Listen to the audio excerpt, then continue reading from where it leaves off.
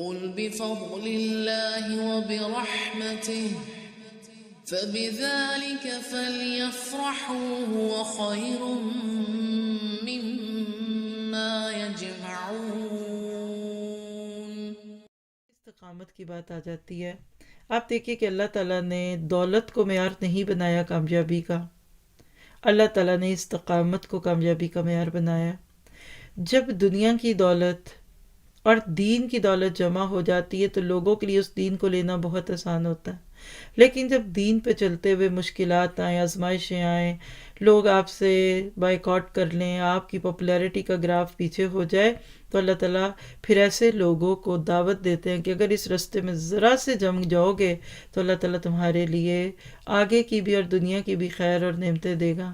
تو یہ وہ لوگ ہوتے ہیں جو سوچ سمجھ کر قدم اٹھاتے ہیں، جنہوں نے قرآن کو اپنے پیچھے نہیں لگایا بلکہ خود اس کے پیچھے لگے ہوئے ہیں۔ آج بھی اللہ تعالیٰ نے استقامت والے دلوں کو خوشی اور سکون دیا ہوا ہے۔ لوگ ٹینشن کا شکار ہے، سٹریس کا شکار ہے۔ جتنا زیادہ آپ دین میں جمیں گے اتنا آسان ہوگا۔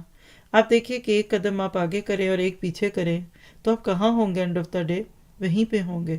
تو جمتے رہیے اور نیکیوں کو آگے سے آگے کرتے جائیے، اور یہ استقامت ہی ہے جو آپ کو مجھے انشاءاللہ مزید نیکیاں کرنے میں مددگار ہوگی۔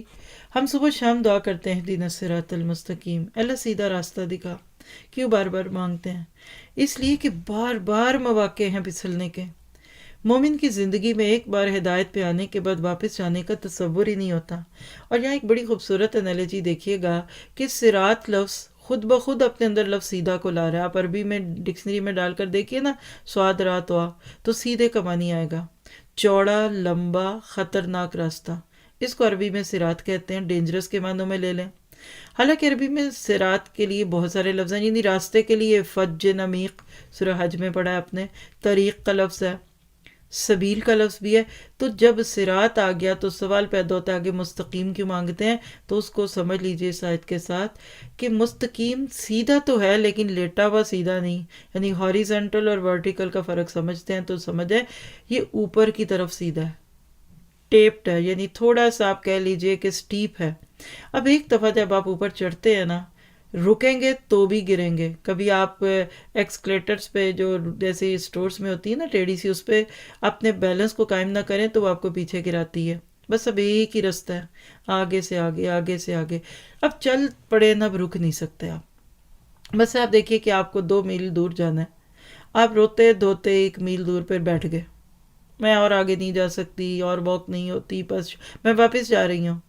سوچئے جب واپس جائیں گے تو 1 میل واپس جائیں گے نا، تو 2 میل تو خود ہی ہو گیا۔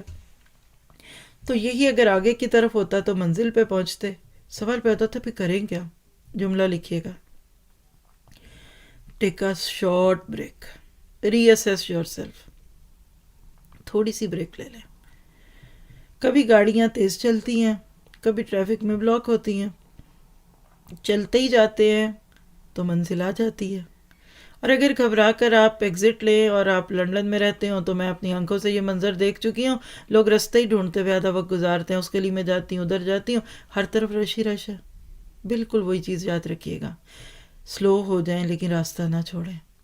کئی دفعہ بیچ میں بریک آتا ہے، آپ کئی مہینے کچھ نہیں کر پاتے، پھر ایک چینج آ گیا، پھر آ جائیے کہ ہم پھر آگے رکنے والے نہیں، واپس جانے میں اور محنت ہوتی ہے۔